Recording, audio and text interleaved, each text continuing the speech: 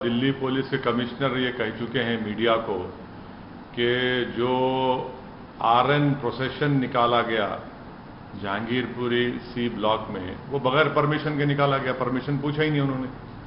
Delhi police commissioner का कहना है जब बगैर पुलिस परमिशन के इस तरह का यात्रा निकालते हैं और उसमें हथियार होते हैं, तलवारें होती हैं, पिस्टल होता है, कंट्री मेड पिस्टल होते हैं, पिस्टल होता है, तो फिर ये पुलिस क्या खामोश तमाशे बनकर बैठी थी कि पुलिस गूंगी हो गई थी, अंधी हो गई थी पुलिस कि कैसे आपने निकालने दिया बगैर परमिशन के आपके?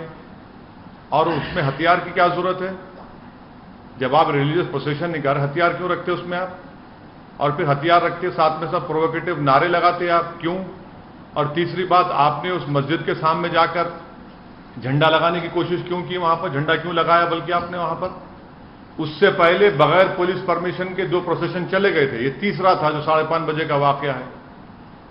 तीसरी बात यह है कि जब से अमित शाह इस देश के होम मिनिस्टर बने हैं, ये वाहिद यूनियन टेरिटरी जहां पर लॉ एंड ऑर्डर एमएचए के तहत आता है। 4 वायलेंस हो चुके हैं बड़े बड़े। एक लॉयर्स का पुलिस का तसादुम, दूसरा 2020 का जो प्रोग्राम हुआ वो, तीसरा जो 26 जनवरी 2020 को जो किसानों के आंदोलन सिलसिले में जो वायलेंस हुआ, और चौथा ये मुझे पुलिस परमिशन नहीं दी, खुद कमिश्नर ऑफ पुलिस कह रहे हैं, तो किस बुनियाद पर आपने उनको इतना बड़ा प्रोसेशन निकालने दिया? और हाथों में 1 नहीं, 2 नहीं, 3 नहीं, 2500 300 तलवारें हैं, हाथ में कट्टा है, पिस्टल है। और ये हम पूछना चाह रहे हैं लोगों से, क्या तलवार और ये तफंचा रखना क्या एसेंशियल रिलीजियस प्रैक्टिस में आता है? क्या ईआरपी है वो? हर जगह पर जहां पर प्रोसेशन जाता है, आप मस्जिद के ऊपर, दरगाह के ऊपर झंडा लगाते हैं, क्यों लगाते हैं भाई? आप बराबर अपना प्रोसेशन निकालिए, मगर प्रोसेशन में प्रोवोकेटिव नारे लगाना, देश में रहना है तो ये नारा लगाना पड़ेगा, मुल्ले काटे जाएंगे, मियां फुला फुला, ये कौन सा प्रोवोकेटिव नारे लगा रहे आप? और दूसरी बात यह है कि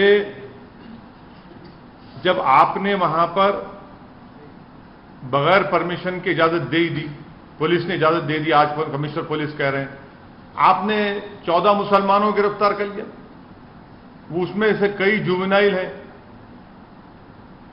क्या कर रहे हैं भाई आप? 14 के 14 को पकड़ लिया। और एक लड़का है अंसार, उसका वीडियो है। क्या कमिश्नर पुलिस नहीं देखते? क्या अमित शाह नहीं देखते? क्या इंटेलिजेंस नहीं देखता? वो अंसार को भी क्यों बनाए? वो अंसार तो उस प्रोसेशन में एक लड़का था जिसके हाथ में इतना बड़े तलवार थी, उसको समझा रहे कि बेटा ऐसा काम नहीं करना, हम यहां पर मिलकर रहते, भारत हमारा वतन है, उसको क्यों बनाते? वन साइडेड कार्रवाई हो रही है। अब मैं शुरू से कह रहा हूं कि वायलेंस उसी वक्त होता है, कम्युनल वायलेंस, जब सरकार चाहती है। जब सरकार नहीं चाहती, कम्युनल वायलेंस नहीं होता। तो यहां पर भी सरकार चाहती थी कि वायलेंस हो, आपने वायलेंस होने दिया। आपकी नाक के नीचे तलवारें निकल रहे हैं, गाने बज रहे हैं, प्रोवोकेटिव गाने, आपके सामने मस्जिद के ऊपर झंडा लगाने की कोशिश, बल्कि लगा देते हैं कई जगह पर, इस जगह पर भी लगाया गया। 2 प्रोसेशन पीसफुल चले गए, तीसरे में गड़बड़ कैसे होती भैया? तो ये सब चीजें, इसकी पूरी जिम्मेदारी मोदी सरकार पर आ जाती है। और जो दिल्ली का मुख्यमंत्री है वो तो मुसलमानों को ब्लेम कर दिया। अब उनको शर्म नहीं आती इस तरह का बयान देने के मुसलमानों ने पत्थर फेंके?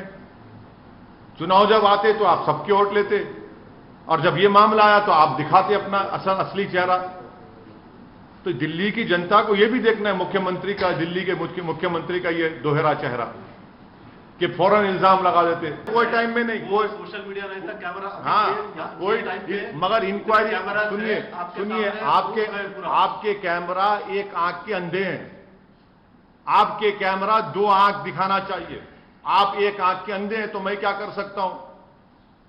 क्या आपको नहीं दिखाई दिया वो तलवारें? क्या आपको नहीं दिखाई दिया कट्टी और वो तफंचे? क्या आपको नहीं आपके कानों को नहीं सुनाई दे रहा है उस तरह के गाने? क्या आपको नहीं दिख रहा कि उत्तराखंड में रात में जुलूस निकाला गया और वहां पर क्या क्या बकवास बका गया? आप दिखाइए, आपका इख्तियार है, मैं रोक नहीं सकता आपको, मगर मेरा काम है जो सच्चाई है बोलता रहूंगा। फिर आप पहले से क्यों पुलिस नहीं रखे वहां पर? क्यों आपने पुलिस परमिशन आप खुद कह रहे नहीं दिया, तो पुलिस का वहां पर इंतजाम क्यों नहीं था? तो इसका मतलब यह कि आपने कहा कि तलवार लेकर जाओ बेटा, तो पंचा साथ में लेकर जाओ, गाने बजाओ वहां पर, सब आपके पास है ना, टेक्निकल चीजें आपके पास हैं, हर चीज आपके पास है, आप रोकते क्यों नहीं फिर उसको? आप अगर आप लोग ये दिमाग बना, जितने भी पावर में हैं, जो स्टेट में चीफ मिनिस्टर्स हैं, चाहे कांग्रेस के हों, बीजेपी के हों या नॉन कांग्रेस के हों, अगर आप लोग ये तय कर चुके हैं कि मुसलमान ही जिम्मेदार है, तो फिर इंसाफ कभी नहीं हो सकता।